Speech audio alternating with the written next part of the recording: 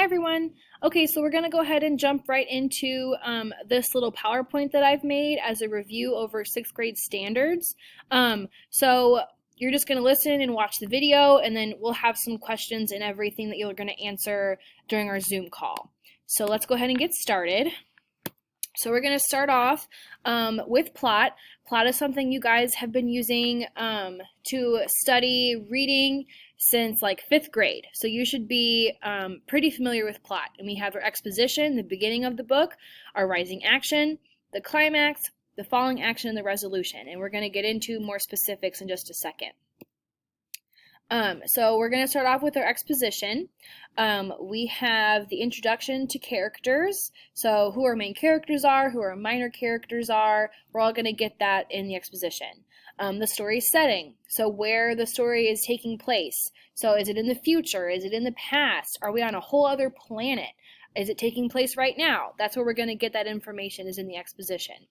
And then we're going to get important background information and prior events that may have taken place in our exposition as well. So some of that could be maybe the story starts in the middle of the zombie apocalypse, and we're going to get some background information on the zombie apocalypse, how it started in the exposition. So we're going to get all that information, hopefully right out of the gate. Then we move into our rising action. And these are all the little events that lead up to the climax. They help build the suspense for the climax. So a good way to think about this would be dominoes falling. So one event causes another event to take place, and then we keep building and building and building until we get to the climax. And you can also think of it as a staircase too, which takes us to the climax. And the climax comes from the Greek word, which means staircase. So that's another good visual for you guys to use. And this is the turning point in the story. So when all the drama and suspense and action comes and it explodes, and we have all of this stuff that we have to sort through, right?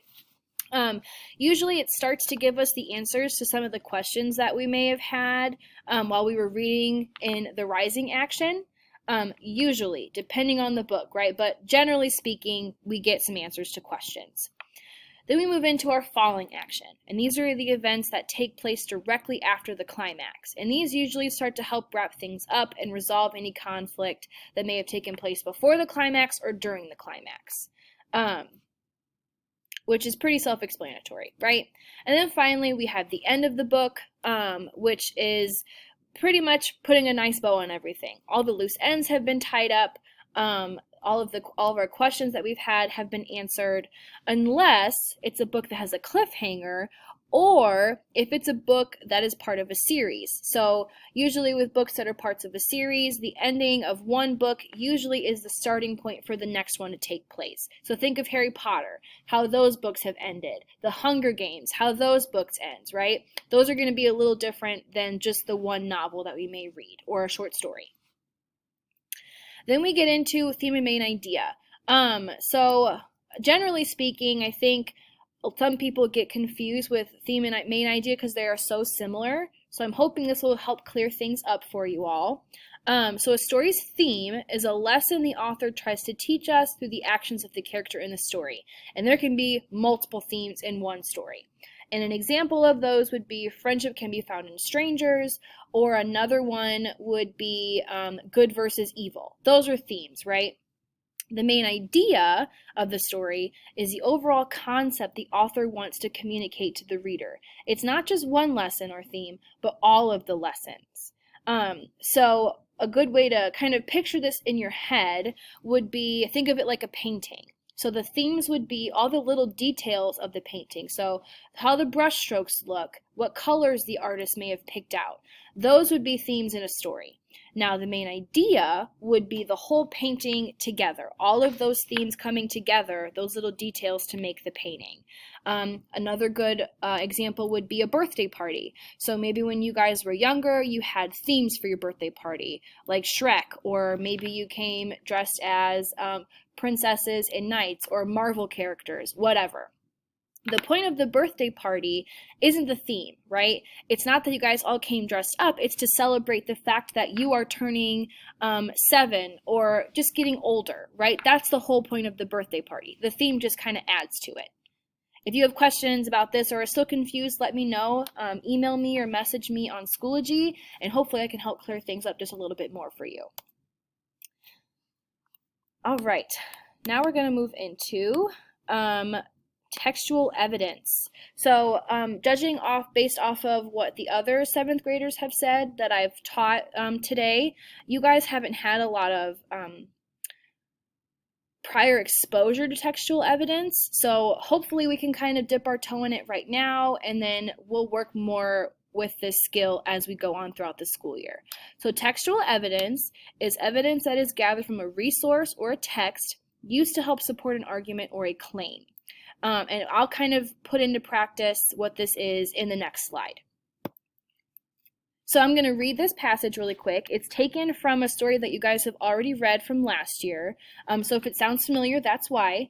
And then I will explain how to do textual evidence with this. So let's go ahead and get into it. That's when everything I've been holding in since this morning, since Mrs. Price put the sweater on my desk, finally lets go. And all of a sudden I'm crying in front of everybody. I wish I was invisible, but I'm not. I'm 11, and it's my birthday today, and I'm crying like I'm 3 in front of everybody. I put my head down on the desk and bury my face into my stupid clown sweater arms, my face all hot and spit coming out of my mouth because I can't stop the little animal noises from coming out of me, until there aren't any tears in my eyes, and it's just my body shaking like when you have the hiccups, and my whole head hurts like when you drink milk too fast. So, that's our passage, right? We just read it. Now my claim or my argument is going to be a statement that I can make based off of what I just read. So for example, my claim, my argument about this statement is, the main character in this story is upset. That is my argument. That's my claim. Now my textual evidence to support that claim would be, let's see. And all of a sudden I'm crying in front of everybody, right? You're not going to cry in front of everybody unless you're upset about something. So that is textual evidence that supports my claim that the main character of this story is upset. Another piece of textual evidence that I can use that supports that claim, that she's upset, would be my face all hot and spit coming out of my mouth because I can't stop making the little animal noises from coming out of me.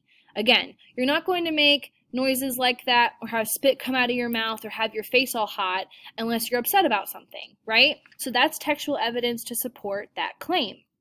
Another claim I can make is this main character is in 6th grade. And the reason I can say that is because she states her age here. So I'm 11 and it's my birthday, right?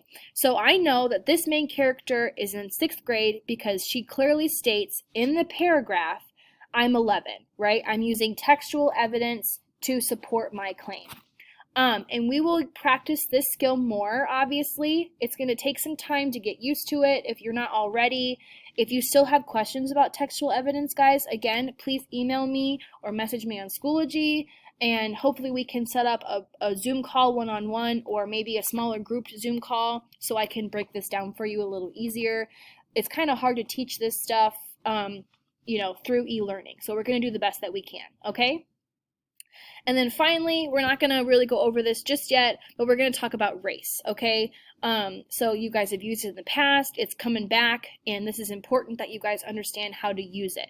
So please be ready to use it and use it correctly. So our R is to restate the question, A is answer the question, C, you're going to cite your evidence, and E, you're going to explain how your evidence supports your answer, right?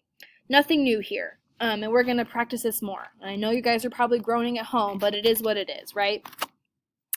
Okay, so that does it for the review. I will have a Zoom call link already posted for you, so you should click on that once you finish going through the PowerPoint. And if you have any questions, you can save those for the Zoom call. And then be prepared to answer a couple of questions just so I can make sure you guys actually watched it when we get on Zoom. Okay, thanks guys.